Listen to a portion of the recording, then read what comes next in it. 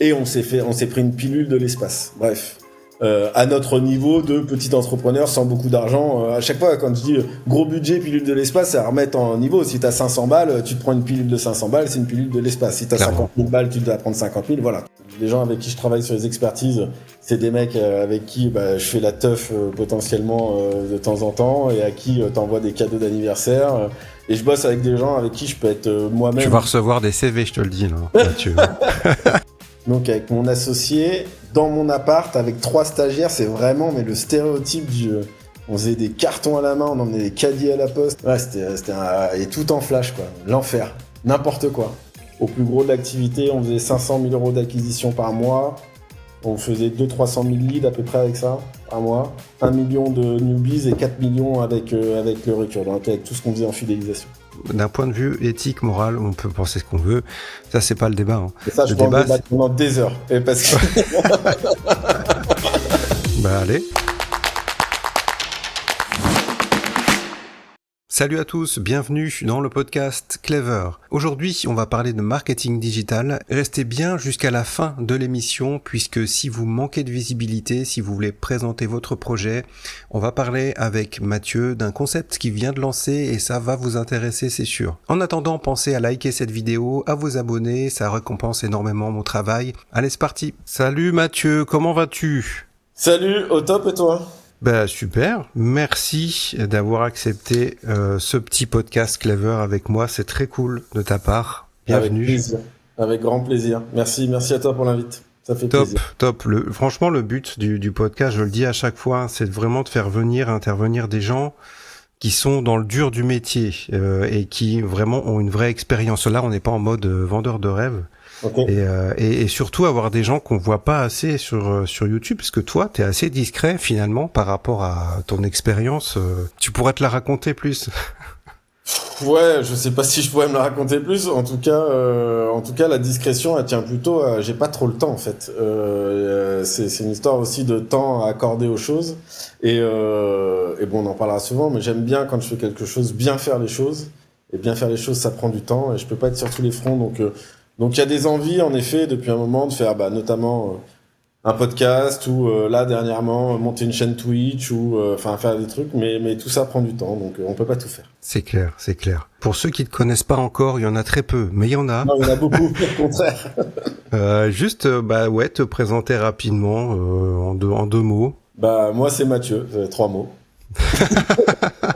Ah, c'était rapide, c'est bien.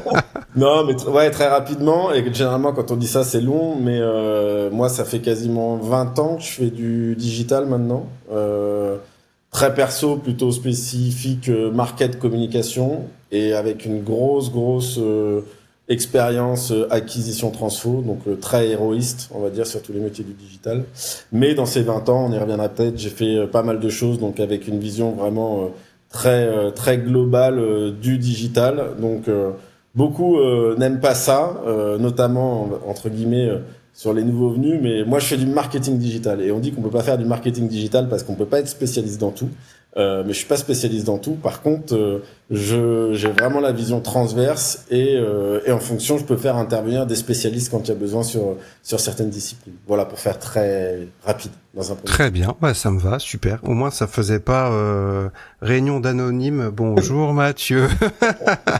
Par rapport à ce que tu disais dans cette présentation, moi j'ai l'impression qu'un peu le marketing digital c'est un mot fourre-tout en fait. C'est un peu le truc indéfinissable tellement il y a de compétences, de skills dedans mélangés qui parfois sont plein de métiers différents en fait. Ouais, clairement. C'est pas que c'est fourre-tout, c'est que ça englobe beaucoup de choses. Parce que fourre-tout c'est péjoratif, je trouve comme terme. Alors que c'est surtout que ça englobe beaucoup de choses. Le marketing digital.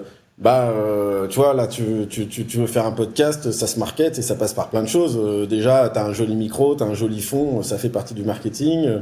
Tes invités, tu vois, comme ça, je vais me flatter un peu, ça fait partie de ton marketing. Comment tu vas faire venir les gens dessus, ça fait partie du marketing. Le canal sur lequel tu vas le distribuer, ça fait partie du marketing, etc., etc. Et en effet, ça regroupe plein de choses, plein de compétences différentes. Mais moi, vu que je suis vieux maintenant, encore une fois, ça fait quasiment 20 ans que j'en fais. C'est toi qui l'as dit, c'est pas moi. Je le dis, je l'assume. Je peux plus trop le cacher, tu vois. Donc je l'assume.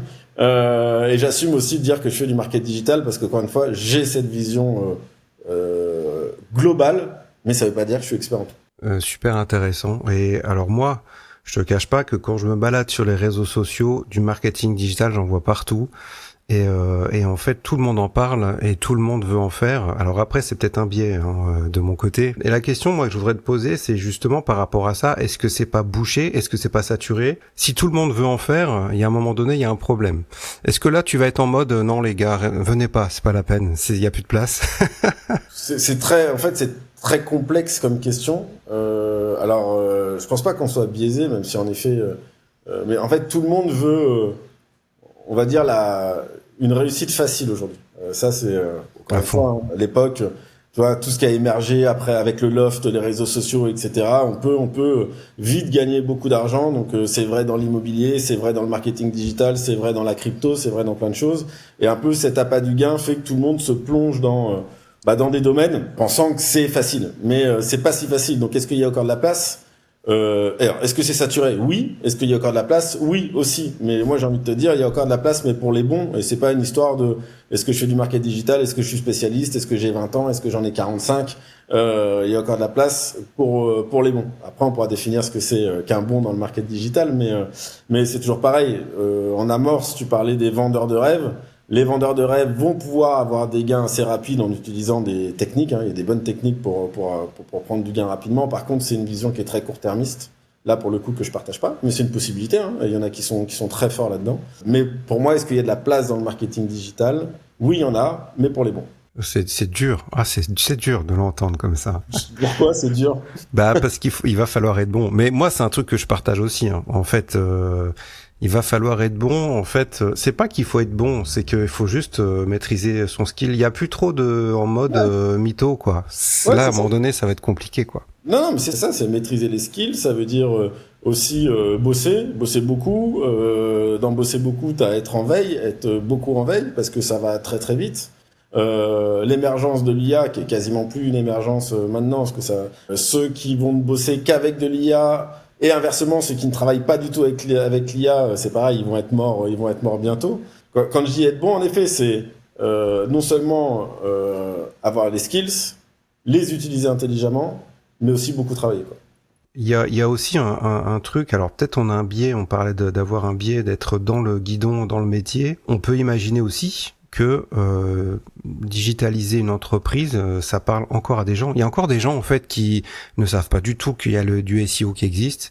En fait, il faut peut-être qu'on dézoome là sur le tableau en se disant mais attends, il y a encore plein de possibilités. Nous, on vit avec l'IA. Il y a des gens qui utilisent pas du tout l'IA, qui s'en foutent complètement. Alors peut-être à tort, hein.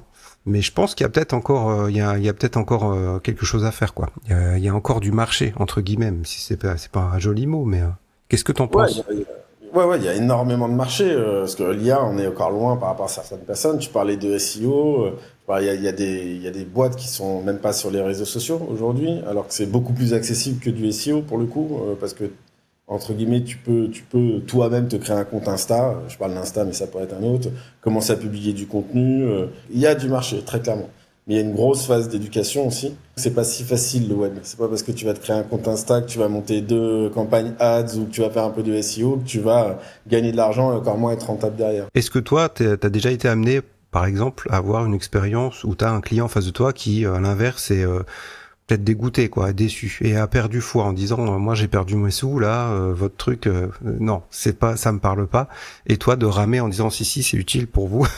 C'est fini, non, parce que ça soit des clients, j'ai aussi tu vois œuvré dans des boîtes, hein, et tu vois à diriger justement tout le service marketcom de certaines boîtes, et moi en fait j'arrive plus en effet quand les gens ont été déçus, mais qu'ils ont encore envie.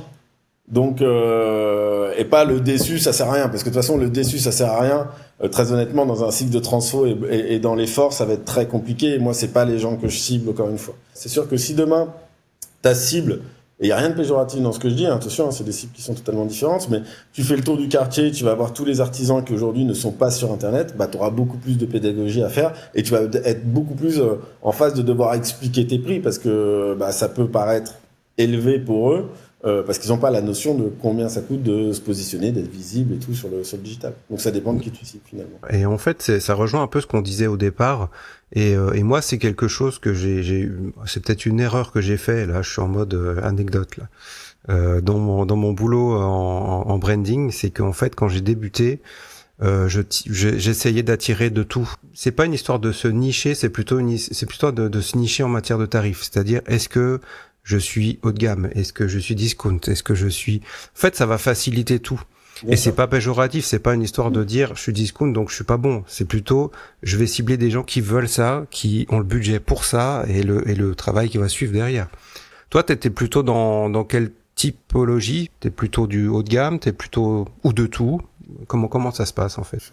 Haut de gamme, c'est pas le truc parce que tu vois, c'est pas comme un produit, c'est parce que tu vois, t'as du coton, tu vois, un super coton pour faire un sweat et c'est fabriqué en France avec à la main, j'en sais rien. Enfin, tu vois, c'est difficile de comparer, je sais pas, moyenne gamme, haut de gamme, etc. Moi, ce que je peux dire, c'est qu'en effet, je vais avoir un ticket d'entrée, mais encore une fois, toujours pareil, en relation avec l'activité.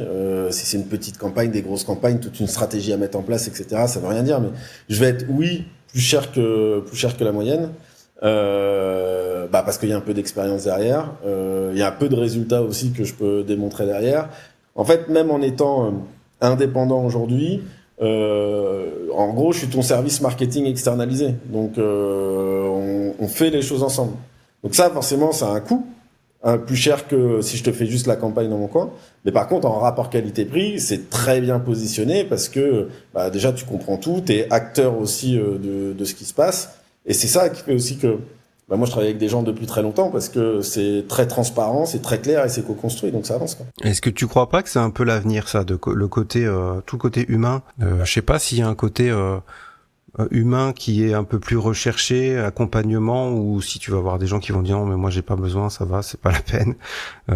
C'est une question ouverte, hein. Actuellement, on repersonnifie énormément le digital. Le digital, quand il est né, c'était un site hyper froid, et puis on a eu les réseaux sociaux, on a commencé à se partager des trucs, et puis le conversationnel où on pouvait se parler, on pouvait donner des avis clients, participer, tu vois, limite à la vie d'un produit. Et aujourd'hui, on arrive dans tout ce qu'on appelle la creator economy. Alors je vais dire des gros mots, mais c'est pas, on pourra creuser le sujet, mais avec toute l'émergence des plateformes comme OnlyFans et Mime, et je dis des gros mots parce que ce n'est pas que de l'activité dénudée qu'on peut trouver sur ce genre de réseau. En fait, toute la creator economy, tout le mouvement de fond, c'est je n'ai plus confiance à des grosses sociétés. Typiquement une grosse société de marketing, la plateforme, le hub qui s'appelle, tu vois, Tartampion Marketing, j'ai plus confiance. Moi, je vais avoir confiance à une personne. Et en fait, la creator economy, tu vois beaucoup en B2B, notamment sur LinkedIn. Aujourd'hui, LinkedIn, tu vas vouloir contacter une personne pour te faire une prestation, non pas la société, mais la page de la personne qui se met en avant tous les jours, qui te vend ses services, etc., etc. Et ça, c'est la creator economy. C'est une sacrée démonstration. J'ai été loin, pardon. Non, mais super intéressant. Je pense que les marques commencent à se rendre compte de ça aussi chez les marketplaces. Les gens ont l'habitude, hein. Les gens maintenant ont compris un petit peu les règles du jeu, comme tu disais. Ils ont besoin peut-être d'un retour un peu plus authentique sur ce qu'ils consomment, que ce soit des services, des produits.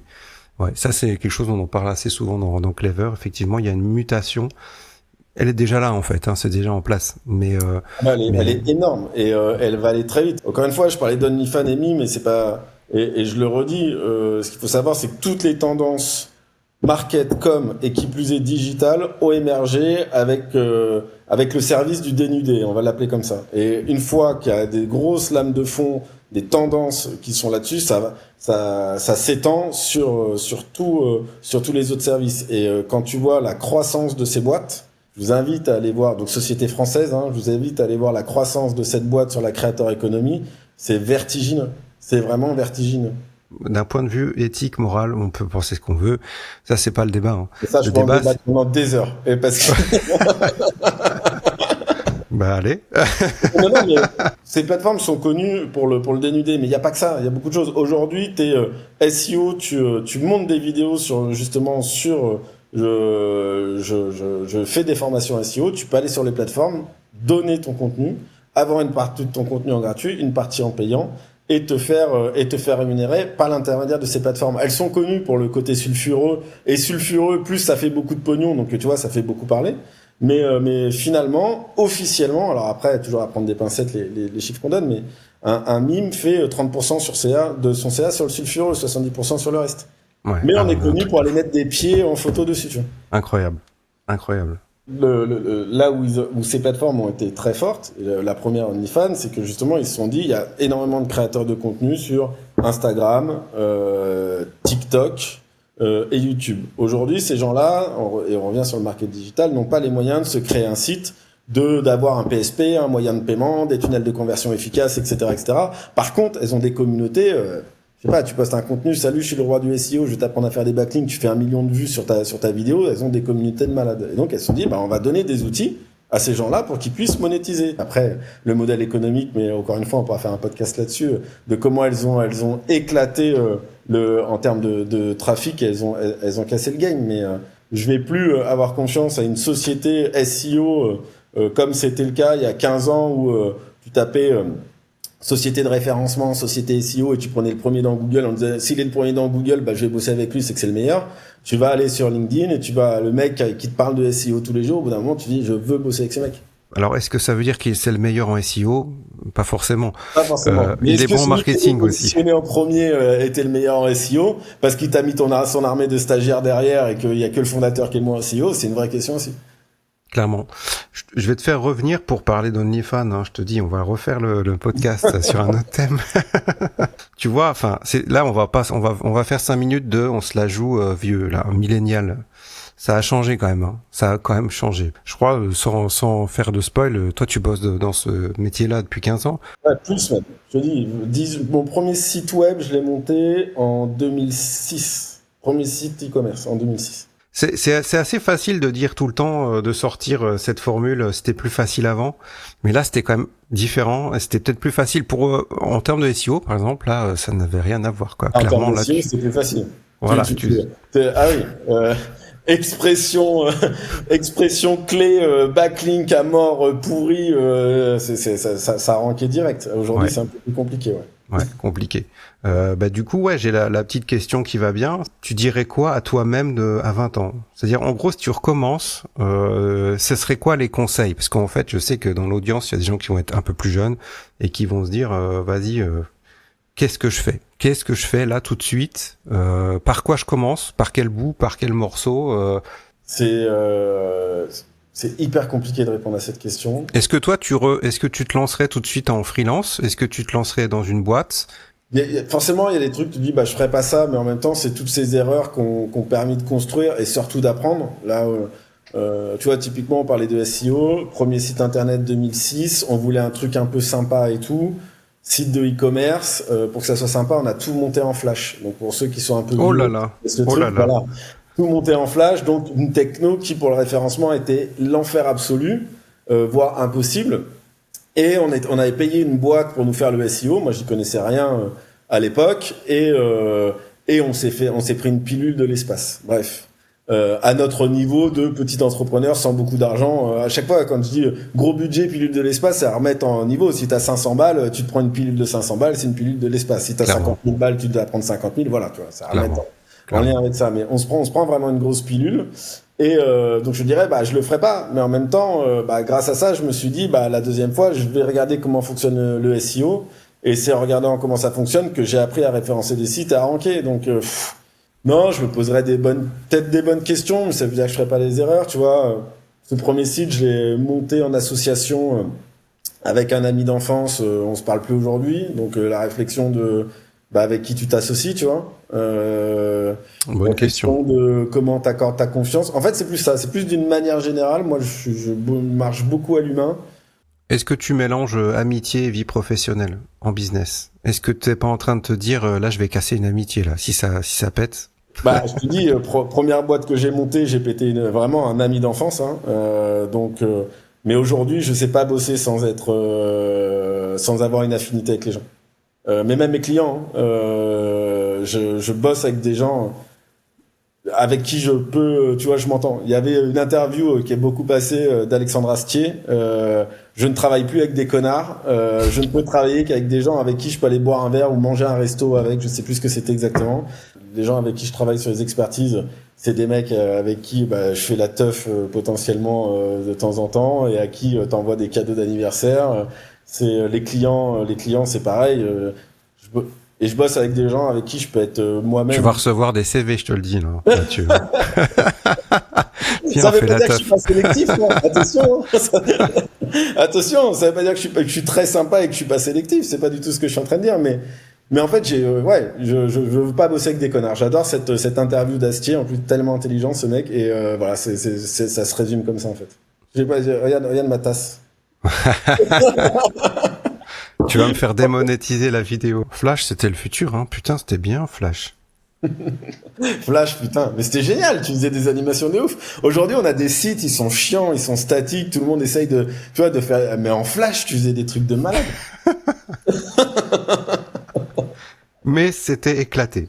C'était quand même éclaté. Ah, en termes de SEO, c'était éclaté. C'était complètement éclaté, c'était l'enfer. Mais non, mais moi, si je te raconte l'histoire du premier site, on était, donc avec mon associé, dans mon appart, avec 3 stagiaires, c'est vraiment, mais le stéréotype on faisait des cartons à la main, on emmenait des caddies à la poste, mais et tout en Flash, quoi. L'enfer. N'importe quoi. Parce que toi, t'as eu une expérience de e-commerce, alors? Ouais. J'ai managé des BU en e-commerce, des business units, pardon, dans des entreprises en e-commerce et tout. Mais je suis rentré dans le digital en montant un site de e-commerce sur la nutrition sportive et le matériel de fitness. Très bien. Très bonne niche. Ouais, c'était pas mal. Quand tu vas commencer à dealer des contrats avec Reebok pour, tu vois, pour mettre leurs fringues sur ton site, que tu commences à gérer des contrats pour mettre des vélos elliptiques à je sais pas combien sur ton site. Enfin, tu vois, faut s'accrocher, quoi. Donc, c'était une super expérience. Tu m'étonnes. Quand tu dis que tu es très très gentil au point où, en fait, quand on te rejoint, on fait la teuf. Fais attention quand même à ce que tu dis, hein. Ok, comment on fait pour être super sympa et en même temps très exigeant avec les gens de son équipe? Parce qu'en fait, le piège de ça, c'est de dire, ok, je veux être gentil, tellement gentil que j'ose pas leur dire qu'en fait, ce qu'ils ont fait, c'est nul. Ou alors, c'est pas du tout ce que le client veut. On fait le méchant flic, gentil flic. Comment ça se passe? Ouais, c'est hyper compliqué.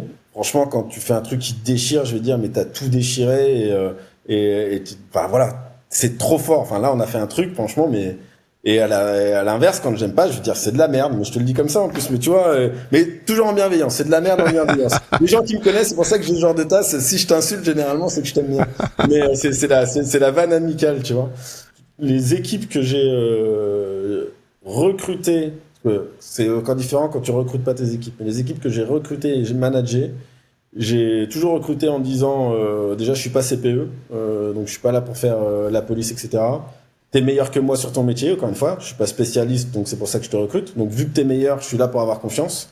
Par contre, faut que tu me prouves et que tu sois autonome. Et à partir du moment où je suis en confiance, en fait, tu fais ta vie, quoi.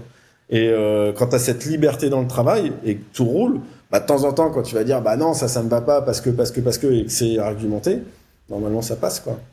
Ouais, ça me va, ça me plaît bien ça. Toi, dans ton expérience, du coup, il y a une part de ta carrière qui s'est fait en freelance, en indépendant, ou t'as été en mode emploi, en salarié. Est-ce que t'as été plus souvent indépendant ou être dans une structure? Comment ça se passe? Parce que je sais qu'il y a beaucoup de gens qui écoutent qui sont indépendants, Ouais. je pense. J'ai toujours eu une société où été indépendant depuis 2006. Une continuité depuis 2006 où j'ai toujours une activité à mon compte. À côté, il s'est avéré que des fois, je suis rentré dans des boîtes sur des expériences allant de 1 an et demi à 7 ans pour la plus longue. Mais toujours, en fait, je rentre en presta généralement. Et puis le projet m'intéresse et puis ils arrivent à bien me draguer. Enfin, je pense que tu vois, c'est comme un couple. Je pense qu'on se drague bien, même mutuellement, et on fait un petit bout de vie ensemble. Généralement, c'est plutôt sur des lancements ou des reprises de projets où je construis les équipes, le projet. Une fois que ça roule, moi je me fais un peu, je m'embête un peu, faut que je fasse attention à la monétisation. Donc je m'embête un peu. Et donc je pars des boîtes et vu que j'ai toujours mon activité d'indépendant à côté, bah tu vois, je reprends indépendant et puis pendant X temps. Et puis des fois, bah il y a des boîtes dans lesquelles je rentre en presta et puis je reste et puis ça fait un peu ça, tu vois. Et je te dis, l'expérience la plus courte, ouais, ça a dû être 1 an et demi, le temps de monter un service, et la plus longue, 7 ans. Eh ouais, quand même, hein. C'était une expérience de dingue. Secteur d'activité assez spécifique, où je suis arrivé, où je devais faire une migration SEO d'un site. 7 ans après, j'ai le service market avec 30 personnes dedans, sans compter les devs, donc vraiment marketing, 30 personnes de SEO, SIA, enfin tout ce qui est acquisition, community management, contenu, mail, délivrabilité, parce que secteur touchy, donc même des responsables de délivrabilité, etc. Donc 30 personnes, donc on a commencé par la France, puis Espagne, puis États-Unis, etc. Et pour donner quelques chiffres, au plus gros de l'activité, on faisait 500 000 euros d'acquisition par mois. On faisait 200-300 000 leads à peu près avec ça par mois. 1 million de newbies et 4 millions avec le recur, donc avec tout ce qu'on faisait en fidélisation. Sympathique. Donc quand je disais que c'était une grosse, très grosse expérience, mais elle était dure.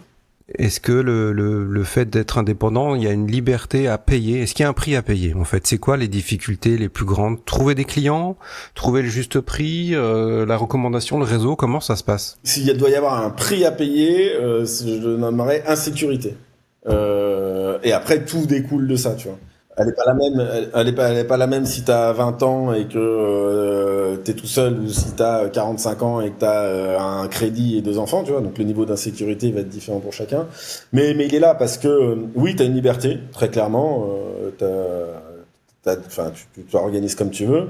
Mais par contre, ça tombe pas tous les mois si tu te bouges pas, quoi. Et donc faut se bouger. Donc ça veut dire que en plus, il y a des milieux qui sont plus ou moins concurrentiels. On parlait du marketing digital, bah, t'es pas seul à arriver dessus. Donc, comment tu te démarques? C'est là où il faut être bon, etc. Donc, mais c'est l'insécurité, pour moi, le prix à payer.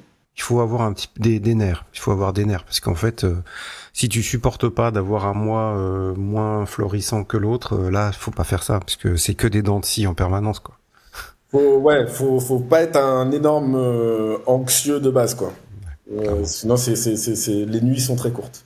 Est-ce qu'il y a une expérience parmi d'autres, est-ce qu'il y a des clients prestigieux ou des expériences prestigieuses, des choses vraiment qui t'ont marqué dans ta carrière? Est-ce qu'il y a quelque chose qui ressort? Alors c'est compliqué parce qu'après du coup tu fais un tri entre il y a ceux qui vont pas être contents d'entendre la réponse. Est-ce qu'il y a il y a quelque chose, voilà, tu dis ah ouais là j'étais dans le sommet, c'est sur un pic de ma carrière. Il y a 2 choses en fait que je retiens. C'est celle que je te citais avant, arriver dans une boîte en tant que presta et finir à monter tout un service de 30 personnes, commencer à dealer des gros trucs à l'international, alors que franchement l'anglais, bon, j'ai fait, tu vois, comme tous ceux qui ont fait un peu d'études, mais français, donc tu fais un peu d'anglais à l'école, mais tu restes quand même une sacrée quiche, surtout quand tu l'as pas bossé pendant 5-6 ans et que tu veux te remettre dedans, tu vois. Je me suis retrouvé, tu vois, parce qu'on avait des bureaux à Barcelone, d'autres à Miami, notamment à Barcelone, à recruter des mecs pour monter une partie de la team en Espagne, tu vois, parce que le marché espagnol réagissait pas pareil que le marché français, donc il faut avoir un peu la connaissance d'un marché, tu vois, Ouais. sur des gros budgets. Enfin, ça c'était vraiment un truc où c'était hyper formateur, où ça a été le pire et le meilleur en même temps. Ça a été ah pardon pour le mot, on le coupera. Ça a été un sacré, un sacré accélérateur. Ce que je retiens, moi, c'est, on en parlait un peu tout à l'heure, c'est tout le côté humain, tu vois, de toutes ces expériences, parce que je bosse avec un designer et un dev, Morgan et Corentin, pour pas les citer. Morgan, ça fait 10 ans qu'on bosse ensemble. Il m'a suivi dans 3 boîtes. Corentin, ça fait 6-7 ans, il m'a suivi dans 2 boîtes. On a toujours fait tu vois, de l'indépendant à côté ensemble. On bosse au quotidien ensemble. C'est hyper plaisant. Et on refait le lien avec Alexandre Astier, où on se fait des restos ensemble, etc. Attention, je vais cutter, ça va mettre. Je fais des restaurants avec Alexandre Astier. J'ai été impoli. Je t'ai pas demandé si tu voulais que je parle de ton projet Web3 parce que je l'ai vu passer rapidement. Alors en ce moment, le Web3, si ça repart là en ce moment, on est en train de repartir sur plein de projets. Je sais pas si tu veux en parler du métavers et compagnie ou pas. C'est pas mon projet, hein. C'est une boîte pour laquelle j'ai bossé en tant que salarié. C'est intéressant dans le sens où tu vois, je l'ai pas cité jusqu'à présent, mais c'est une expérience qui est hyper formatrice aussi, parce que quand tu te retrouves à te dire, eh ben, on va développer un métaverse, on va créer une crypto, on va créer des NFT, et t'y connais rien et j'ai designé le produit, tu vois, avec les fondateurs. Et bah c'est un sacré challenge, tu vois, quand t'es obligé de te remettre en question tous les jours. Là, vraiment obligé de te remettre en question. Donc, bah je me suis fait une formation certifiante en consultant blockchain. J'ai poncé le sujet comme jamais. Je me suis fait accompagner.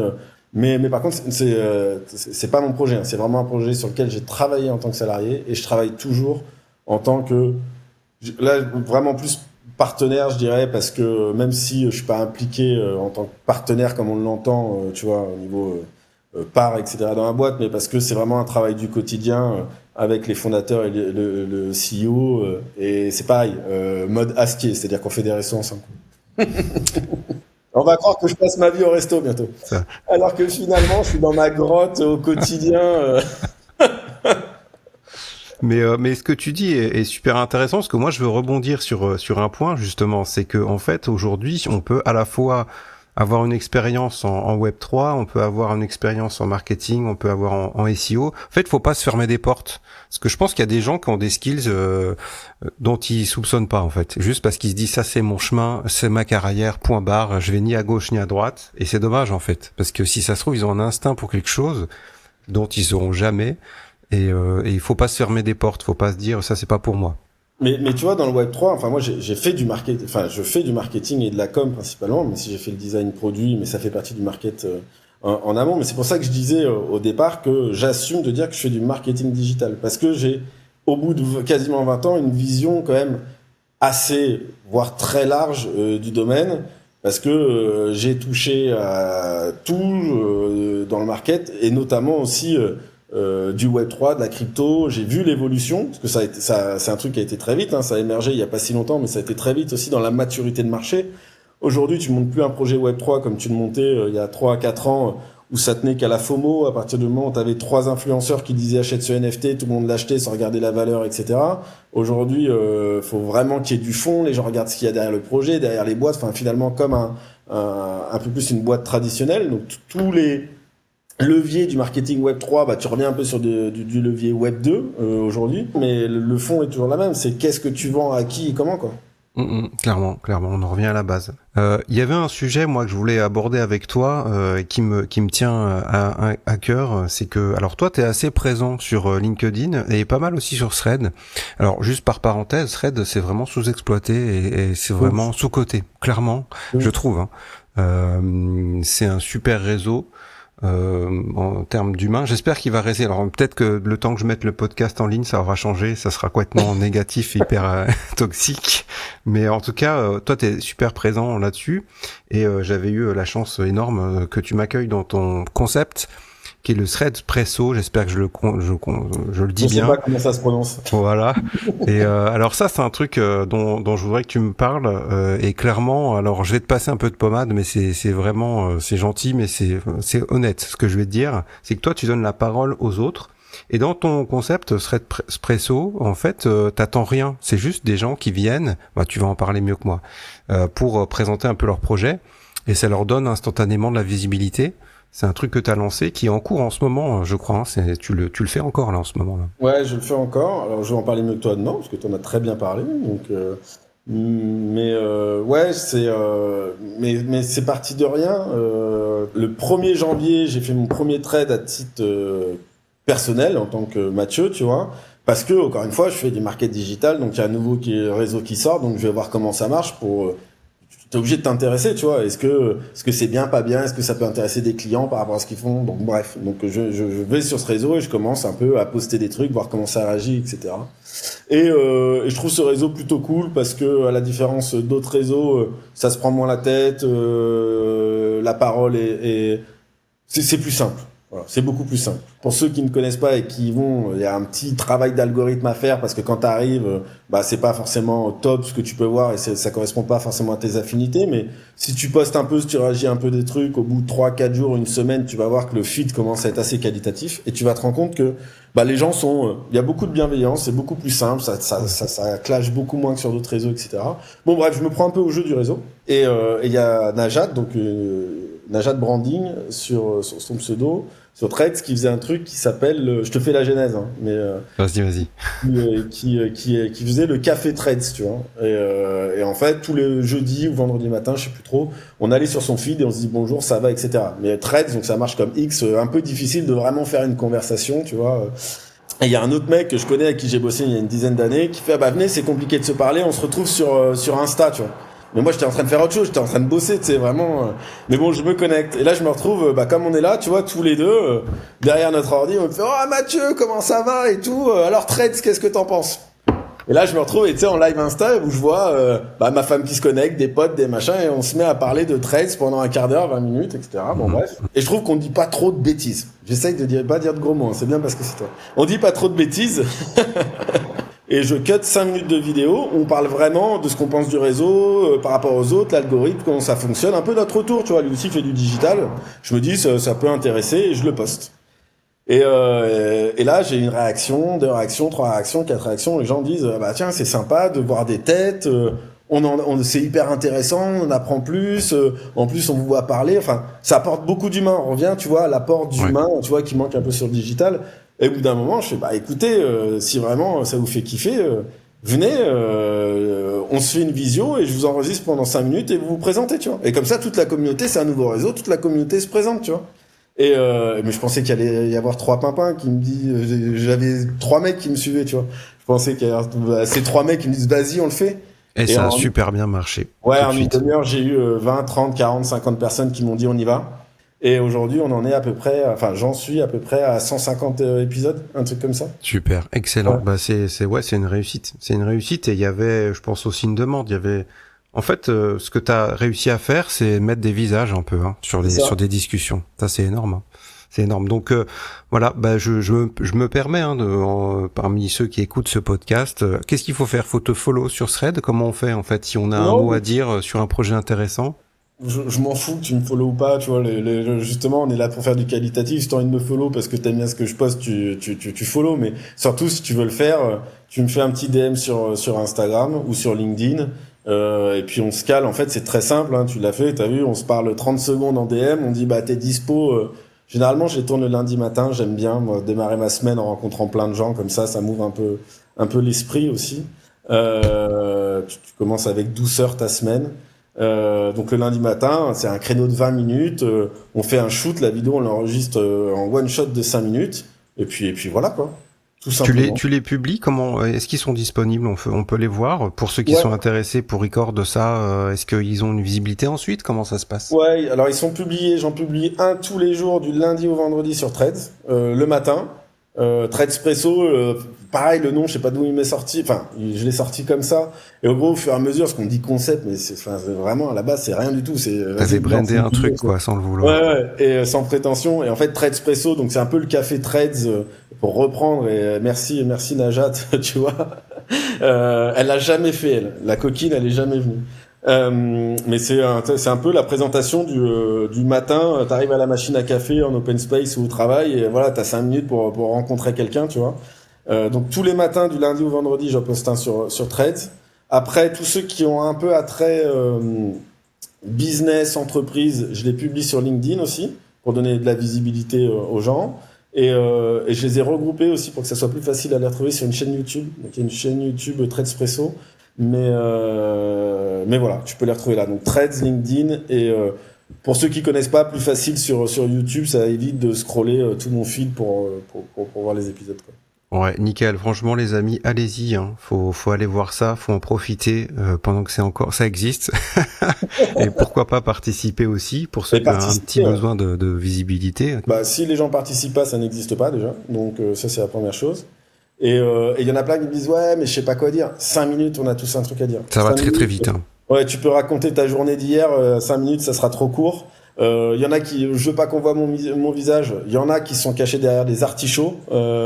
Donc t'es pas obligé de montrer ton visage. On trouve un truc pour faire en sorte qu'on te voit pas si tu veux pas montrer ton visage. Voilà, c'est vraiment cool, sans prise de tête. Donc voilà, venez partager. Top. Merci Mathieu. En tout cas, on a fait à peu près le tour. C'était très très cool de t'avoir et d'avoir un retour d'un chef, d'un papa là. D'un papa si tu veux, d'un chef pas du tout. tout cas, c'était très très intéressant sur ce thème-là. C'était très agréable de t'avoir dans l'émission. Bah, merci à toi surtout. Non, mais parler, on pourrait parler pendant des heures. Au bout d'un moment, il faut retourner travailler. Mais en tout cas, ouais, non, très cool. Merci beaucoup pour l'invite. Je vous laisse là, les amis, et on se retrouve très vite pour un nouvel épisode. À plus! Yes, salut!